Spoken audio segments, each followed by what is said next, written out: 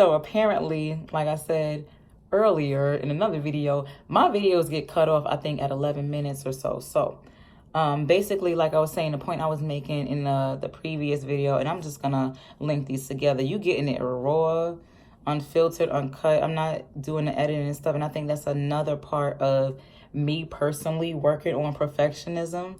But if I haven't shared that, I'm gonna share that in another video. So basically, like I said in the previous video, you have two people, person A and person B. Person A has a diagnosis, person B does not. Now, these people can have similar symptoms, displays of crying, hysterics, all of these things. But person B would just get dismissed as I'm having a bad day. And person A with that label would get qualified and classified first as that disorder. And so for me, that's a problem, because it's going to drive disconnection, and most likely it may prevent people from actually connecting and getting the help they need, because they're being shamed, because they're being ridiculed. So we can all start off by internalizing the notion that mental illness is not contagious, nor should it be associated with the concept of morality. Don't get it twisted. Spiritual warfare is very real, and we are in it. But this has nothing to do with punishing a person for undesirable signs and symptoms. I do believe that empathy and open communication will promote the continued change and advocacy for this specific population. I'm hopeful that this will lead to further exploration and revision of mental health policies. I'm open to keeping the discussion going even after May, and can be contacted for further clarification or to provide possible input on solutions to bridge the gap. I humbly thank you for your time and opportunity to address what has been on my heart for decades. Sincerely yours truly. And so, basically, the examples of reference that I put here, you know, she's stupid, he's stupid, she's crazy, bipolar, schizophrenic, she doesn't know what she's talking about, don't mind them. Those dismissals that drive disconnection.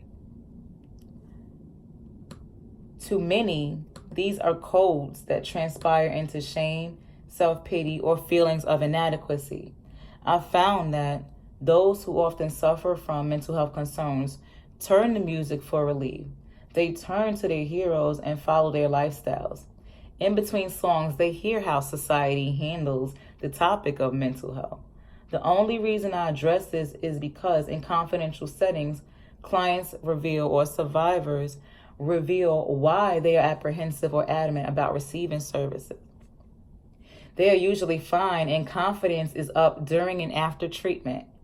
And then they get sent back into environments that may not properly accommodate their new perspective. Survivors get treatment, they get awareness, they get education, and they get coping skills. And unfortunately, families, friends, co-workers, and communities do not. It's a setup for failure and even a recidivism in some cases. So mental health is a community effort. We are all affected and responsible. So now the questions are, is the population too needy and weak? Or do those who are in stronger positions need to push past the fear of the unknown to truly become genuine allies?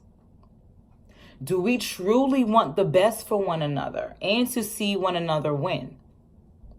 How can survivors receive the best support to set them up for success? And how can society prove that they have the best intentions, seen and unseen, for this population?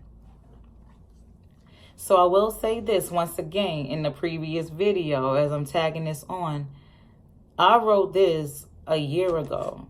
I felt this way for decades.